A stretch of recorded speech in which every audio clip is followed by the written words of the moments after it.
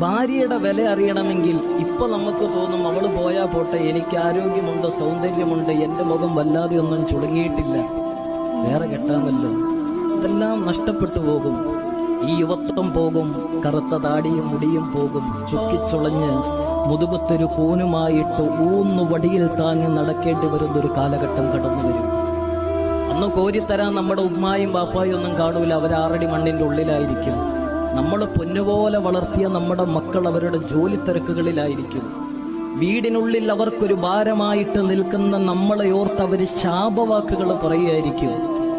അന്ന് നമ്മുടെ അരികിലോട്ട് വയ്യാത്ത കാലും കയ്യുമായിട്ട് 2, 3, 4 മക്കളെ പ്രസവിച്ച വയറും അത് മുഖാന്തരം അനുഭവിക്കുന്ന ബുദ്ധിമുട്ടുകളുമായിട്ട് നമുക്കൊരു നേരത്തെ ഭക്ഷണം തരാൻ നമ്മുടെ അരികിലോട്ട് വരാൻ നമ്മുടെ ഭാര്യ മാത്രമേ ഉണ്ടാവുകയുള്ളൂ. അതുകൊണ്ടാണ് ഉമർ ബിൻ ഖത്താബ് റളിയല്ലാഹു തആല അൻഹു പറഞ്ഞത്, മറ്റൊരാളെ ആശ്രയിക്കേണ്ടി വരുന്ന അവസ്ഥയുള്ള ഒരു പടുവൃദ്ധനായ മനുഷ്യനോട് ചോദിക്കണം ഭാര്യയുടെ വില. അവൻ പറഞ്ഞു,